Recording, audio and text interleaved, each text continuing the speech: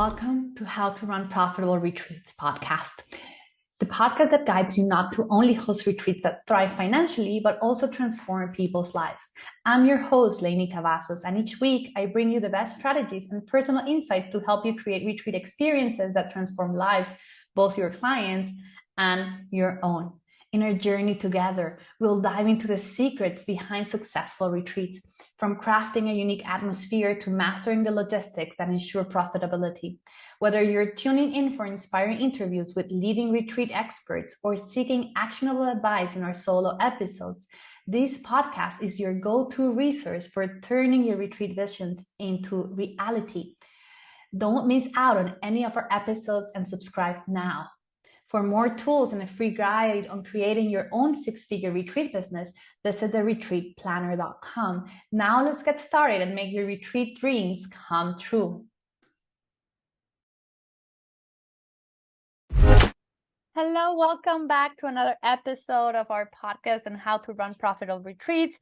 And today I'm so excited to introduce you to Mars Molina, who's going to be our guest speaker today. And he's a world-traveling yoga professor who seeks to teach spirituality in a way that it influences our daily lives, relationships, and business.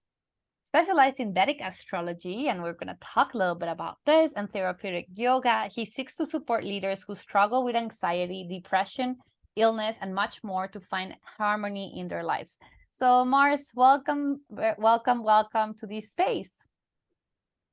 Thank you so much, Lenny. I'm really happy to be here and get the opportunity to talk to you and to your amazing audience about what else if not the things that I love. So this is like amazing for me to be here. Oh, that's amazing. And I know you have so much to share with us today.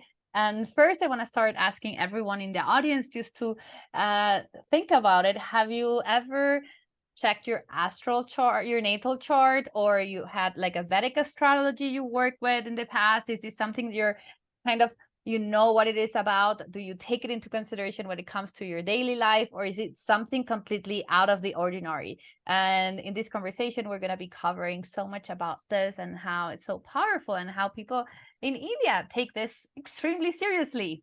So Mars, if you want to tell us a little bit about this. For sure. Thank you, Lenny. Well, Vedic astrology is quite a crazy wide topic, right? So one thing that I've been talking about, how fascinating it is, two qualities of it. One of them, it's fundamentally linked to the very, very rich tradition of India, all of its culture and spirituality. So it's very deeply ingrained in their daily lives. And so it has this this other quality that's quite fascinating. It's all about practicality. And of course, it's a spiritual science because it's Vedic, meaning it's a Vedanga, meaning that it comes from the Vedas.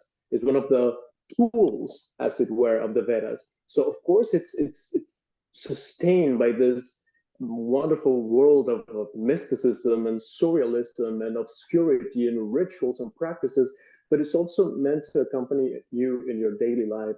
And it only has those things because that's the culture that it comes from. That's just where it happens to be originated. And just as I say, they take it so seriously, as one should, once you discover what it can do for you. To give you an example, I have a software. I have a few books that I travel with me. I drive my girlfriend mad, always traveling with my big pile of books. You know, I'm a traveling yogi, so we're always moving around, and I always have a big pile of books. And I also have an app on my phone, and I am checking these things every day, so many times a day, because I look at all the qualities that are available moment to moment, what planet is doing what, in which sign, and where are we, and how that can signify something. So they do that in India.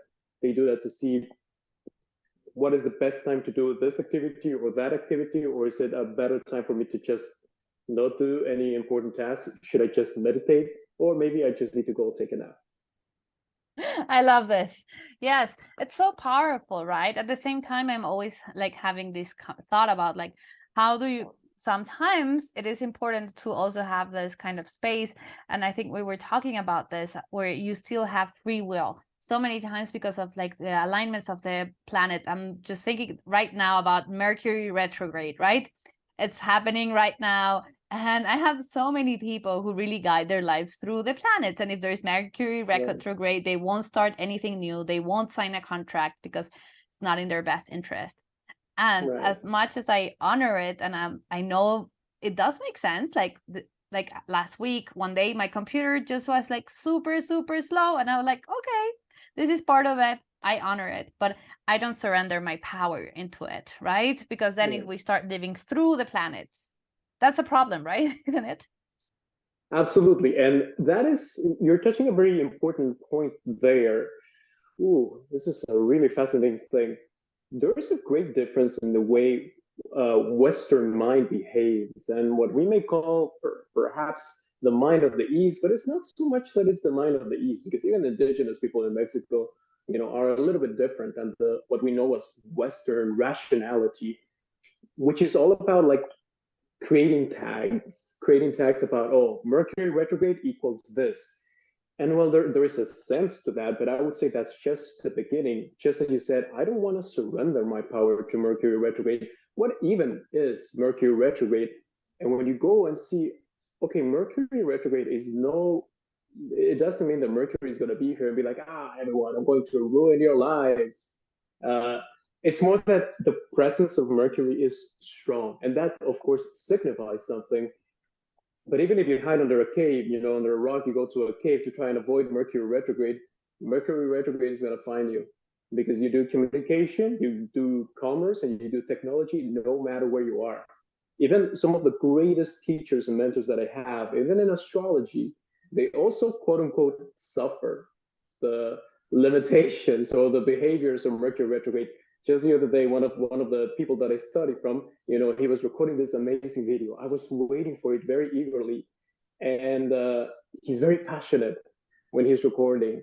The microphone was off, so all we have from the recording is him going like this. So we have nothing basically. And he posted about this. He said, you can't hide from Mercury retrograde. It's meant to teach you a lesson. Are you going to learn it joyfully and live your life, or are you going to hide under a blanket? That's not going to work. And Mercury retrograde is not a negative thing. It's just a strong behavior of something. It is challenging. Life is challenging, but we're not meant to, I love how you said it, surrender our power. Your chart is not meant to lock you and limit you. It's just meant to show you what are the qualities that are available to you. And if those are qualities, that means that they are natural. And if you're a spiritual person, you know that nature is important, but you are not bound by nature. You're supposed to understand nature and transcend nature, the nature of your mind, the nature of the ego. So Mercury retrograde is just a strong tide that an experienced swimmer might just say, I'll go for the swim, see how I do. Oh, I love this. This is an amazing way to explain it, right? And I think this is so important for all of us who are in this space, who are on the spiritual path, running retreats, creating transformational programs. It doesn't matter the shape or how it looks like, the container, right? It's all about creating transformation. And because we are in the business of creating transformation, we need to be aware of the things that are happening and how we can make the best out of it, right? How do we shift and then release, for example, the nature of the ego from our minds so we can serve people better? Because it's all about service at the end of the day, right? Absolutely. And in this way, as leaders that we seek to be in our communities, and I would encourage everyone to always explore in what way you are being a leader of your community, because you always are leading or serving your community in some way or the other. You gotta be there. You gotta show up. Lately, in some of my classes, we've been talking a lot about integrity in its many dimensions. And long story short, one of the ways in which we can address integrity is by realizing that the people who receive a teaching, if they don't integrate it and they go out and spread it, they are only doing so because, first of all, they have a nice desire to support the communities. But also, if they are lacking in integration and you are able to notice that, you're able to notice this person lacks in integration, it is very likely that you yourself also have a different kind of lack of integration. Perhaps you are the person who was supposed to be in that platform because you have already integrated. Perhaps you are the one who should be doing the actions of leading people, of serving people, of supporting people. And if you don't show up, somebody else is going to take your place. So it is very crucial that in order for us to have a powerful and positive influence in our families, relationships, in our communities, we need to do the actions. We need to show up. And that for me is where spirituality becomes real and goes beyond, your meditation or your yoga mat or your whatever it is. You go out there, you go hug your mom, talk to your dad, ask questions, and shake things around a little bit. I really enjoy this because, like, for me, it's just talking to me in the sense, and I know, like, we were talking about this earlier, but it was all about being spiritual doesn't mean you going and locking yourself into an ashram, right? Yeah. That used to be me though. I definitely it's my life story. Like I said, from a very young age, I was very drawn to asking questions, to reading. I was such a nerd, such a bookworm. I'm still a bookworm and a nerd, actually. What am I saying? But definitely back then, I just wanted to lock myself. And I even have this memory of when you're a kid at school, primary school, maybe 8, 9 years old, they ask you, what do you want to be when you grow up? And people would say all kind of things, right? They would say, oh, I want to be a chef. I want to be an astronaut. I want to be a doctor. And I described what it looked like for me. I said, okay, I'm going to be old. I'm going to have long hair and a big beard, but white. So not quite there yet. I'm going to have a big pipe. I don't know why I'm a kid and I'm imagining myself smoking a pipe. I imagine myself in a room full of books, and just reading and writing all day long. That's what I wanted to be. And who knows? That's maybe where my life will end. But that's a very far off vision that I had. I had this idea that I need to lock myself in the room and just write and read all day long. And I fought very hard, and I wasted a lot of time on this stubborn idea, because it was an idea of spirituality, until little by little, my teachers, my mentors just flicked me and kicked me in the butt and threw me back to the pool of the world and said, you belong in the world for now. You are supposed to do certain things. They have an influence in your relationships, actively, in the economy, in finances, in business, in spirituality, in the world. You're supposed to help people with their bodies, like this, like that. Of course, they didn't say it straight like that. It took a few twists and turns for me to get the message. But we have this idea of how things are to be, and that again is a little tag of Western mindset. What happens if we remove the tag? Can I just allow myself to feel like myself and do something that feels extremely happy and extremely loving, and find my place in the world beyond what I think, beyond what somebody else thinks? And I don't think there's anything greater in spirituality than just being yourself and being happy, which is why I even named my company in Spanish the way I named it.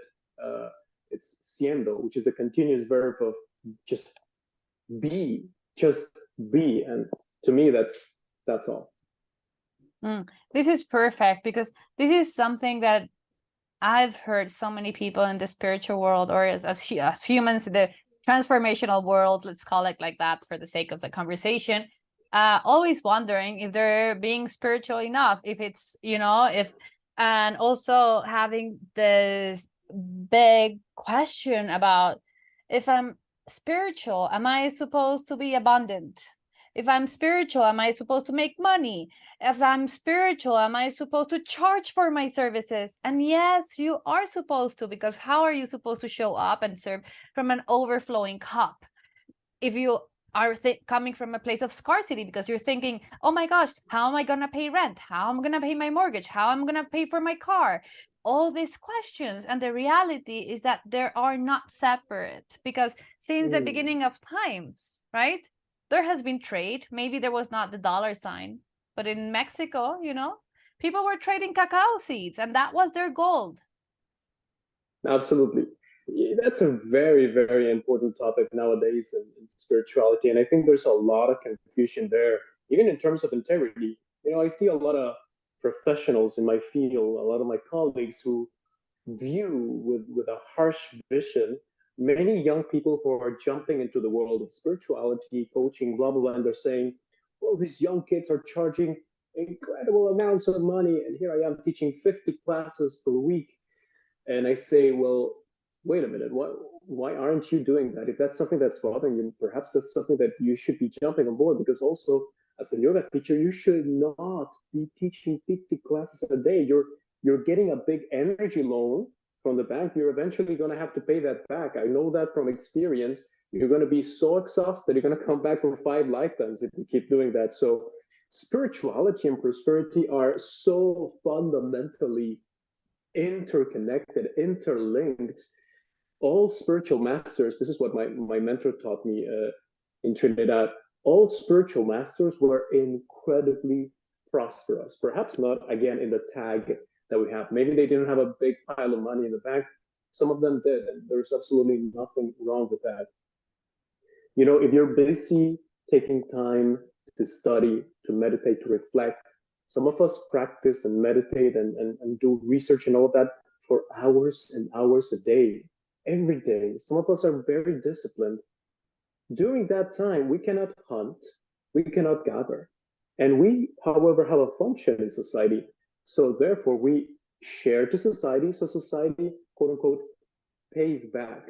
So we are able to be in an exchange with our community and receive something for what we give. And I find that there is nothing fundamentally wrong with that. And yet, I believe it's an important conversation because you need to make money to sustain yourself. And of course, there's external struggles. That's inevitable. You may say, oh, well, the economy is doing this and my country is doing that. Of course, that we cannot bypass it. We shouldn't go, into what is now known as spiritual bypassing. But look at your internal experience. If there's a situation of lack, it's very likely temporary, and you're at peace. Well, perhaps that's it. You just need to be patient and work on it. The universe will sustain you. But if you are in an experience of lack and you are in so much trouble inside and so much stress, then of course therein lies the spiritual lesson.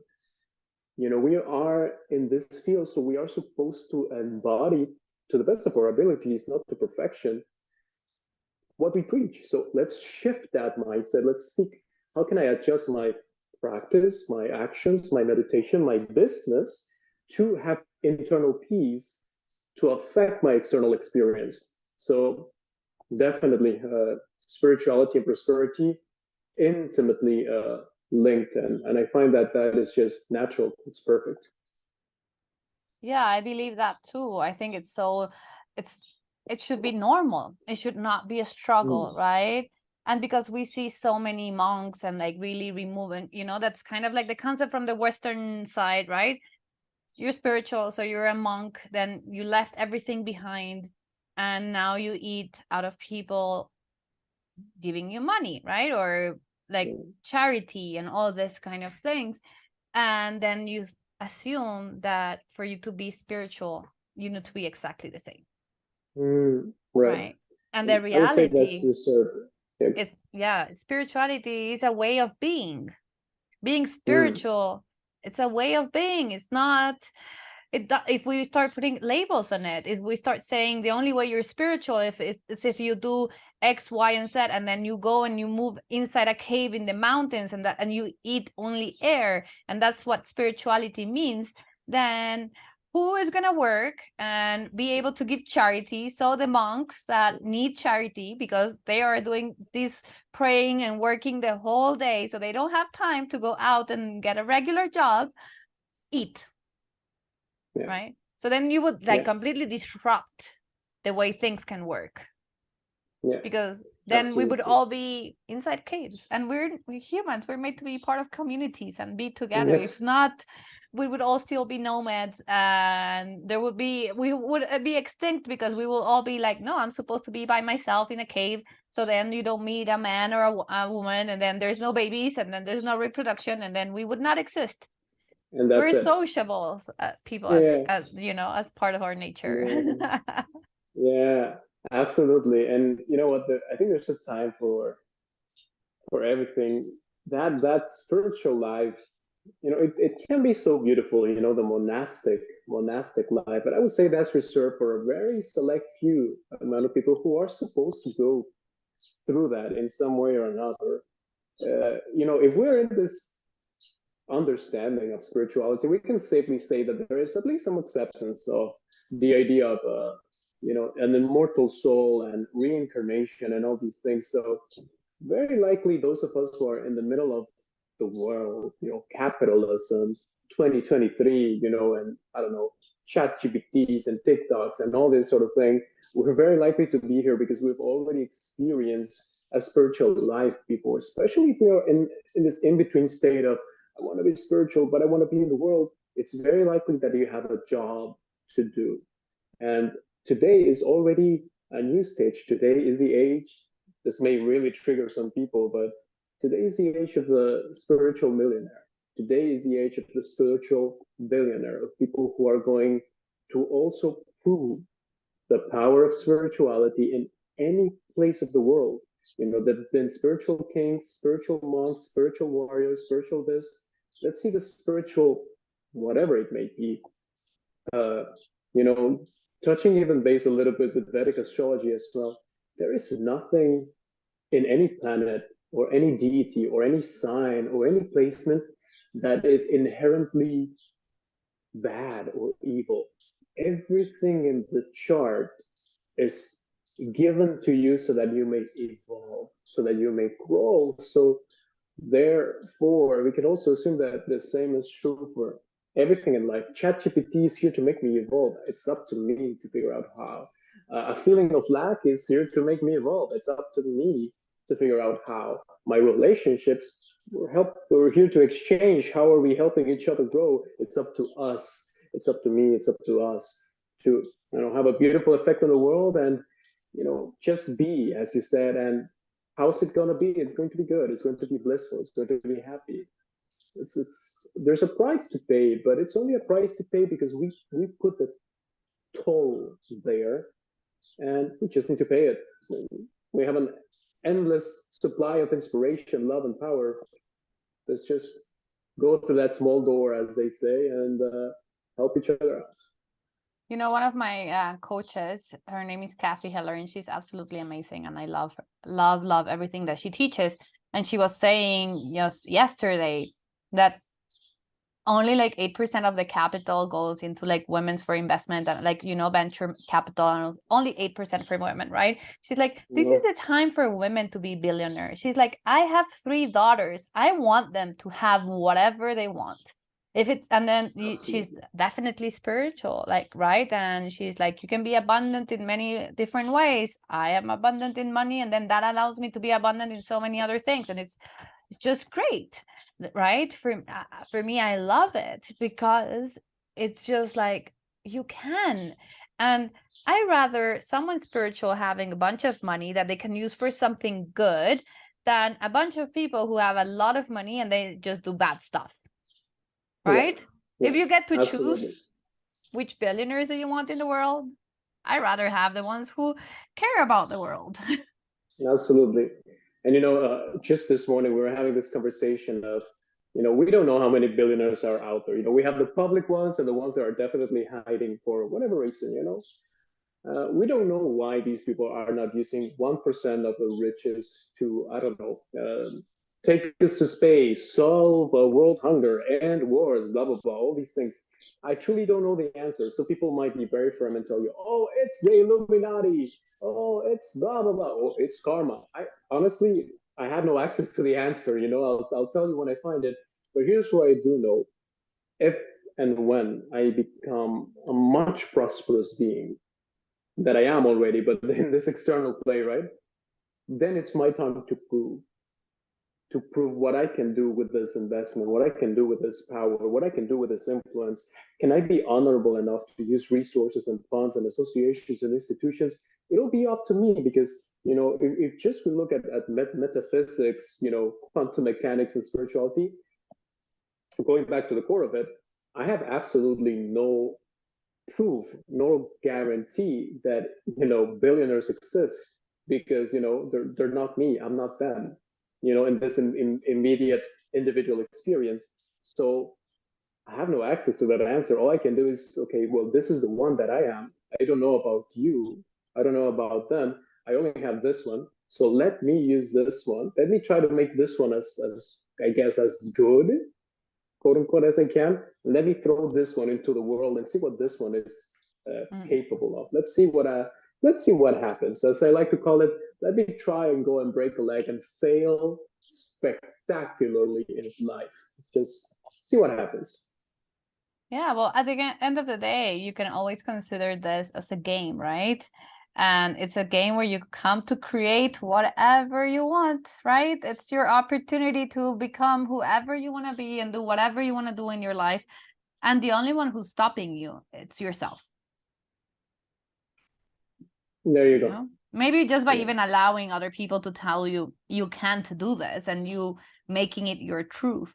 But what about making your own truth now, saying my new truth is I can create whatever I want. And if I want to create $1 billion, and this $1 billion, I'm going to give half of it to help feed people in India because they're starving. What an amazing thing to do. Yeah, absolutely. There are so many ways in which we can act and contribute, and I really enforce in my communities, let's be action oriented. Of course we need to watch for our minds, do our meditation, do our discipline, but let's do the actions. We have to do the actions because we have a nervous system, we have a body. When you're only a spirit and you go to the advanced stages and you're dancing in the heavens with all the angels, all the spiritual and elemental beings, you go do whatever you want. But while we're here, let's do the actions. Let's make a plan and influence this part of the play, or this stage of the play. Whether you want to call it the lower experience, the worldly experience, mundane, Kali Yuga, you name it. Whether it's Kali Yuga or not, you still have a job to do, right? Otherwise, you wouldn't be here. So, yeah, let's try our best. Yes, I think this is amazing. And for everyone listening here to this amazing conversation, it's so important to know that you can create whatever you want out of your life, and that there is Vedic astrology that can help you out through the process just to guide you into this space. And, Mars here does a different way on Vedic astrology because he does it in a way that he accompanies you through the process, right? So many times we go and then we listen to something is absolutely amazing, and I've been there so many times and it's great, but then it just basically I just put it in the drawer. I don't know if you've done this before in the past, but you just put it in the drawer of like additional knowledge into your life, and you're like, oh, okay, good, now I know this is going to happen or this is not. And then actually sometimes it can be either counteractive, right? Because you are like, this is the only path because someone told me, and then you're again giving away your power. But what about having this space where you get to explore and spend more time really nurturing more than what is your destiny? What are the qualities that you have that you can explore? Absolutely. It would be like and we do this, all of us, I'm sure. When we're starting the spiritual journey, we're fresh and young. What's that expression in English? Bright-eyed and bushy-tailed, right? And some of us are guilty of doing a little bit of, the spiritual shopping, the spiritual buffet. And you go try a little bit of this, try a little bit of that, try a little, and you don't stick with any of them. And then you go get a reading, you go get a this, you go get a that. And just like you said, we put it on a drawer. And that's such a shame because there's so much more to discover. There are so many tools, but we need to go to the depth of it. And what I notice is that in astrology, in yoga classes, sometimes it just ends there. You go to an endless array of yoga class after yoga class, and this sequence, that sequence, and you wonder, where is this leading towards? Or I go get this reading, it may be life-changing, but if I put it in a drawer, that's it. I've done that, and I even, when I started off, of course, I didn't know any better, so I was doing it as best as I could, as we all do. And I would still offer only those readings, and I would be like, well, something's missing. I want to be with them when they have the breakthrough. I want to tell them not just do this mantra every day. I want to see them do the mantra every day, because oftentimes people will come back a week later and be like, oh, I didn't do it. One time I gave a person a practice for Vastu purposes to light up a diya, a little candle, in a particular way every day. And he couldn't do it. He couldn't do it for 2 days. And I thought, well, how can I support that and be there? So yeah, what I do is that I accompany person. It's not just a reading. The reading is just the introduction to the book, but then we read the book together, and then you come to your own conclusion of the book on your own. You do your own life, your own practices. So I do a group that will be with you throughout a period of time based on your chart, based on where you are in your life, and where do you want to go. So we combine as much as we can to set a beautiful direction and just do what you and I have been talking about this time, how to be spiritual, how to be in the world, how to just be happy. Oh, I love this. So Mars, how can people find you if they want to connect with you? If they want to find me, they just need to think really hard on me and I'll appear. No. They can find me mostly on Instagram by It's Mars Molina. That's my handle on Instagram. It's Mars Molina all together. And that's where I'm mostly active, posting information, a little bit of comedy even. And that's where I post a little bit of my travels and a little bit of the peek behind the curtains of what we do. Perfect. That's absolutely amazing. So Mars, thank you so much for being here in another episode of this podcast and for all the knowledge that you shared. And I hope everyone who listened to this episode got some useful and juicy information to keep moving forward in your spiritual life. So if you take one lesson, I would say focusing on going deeper into the practices so you get to learn really what the whole thing is about, right? And really experience it in deeper level. So thank you so much for joining, and I will see you very soon. Bye. Wow, what a great episode. If you like our podcast, How to Run Profitable Retreats, leave us a review and share it with a friend.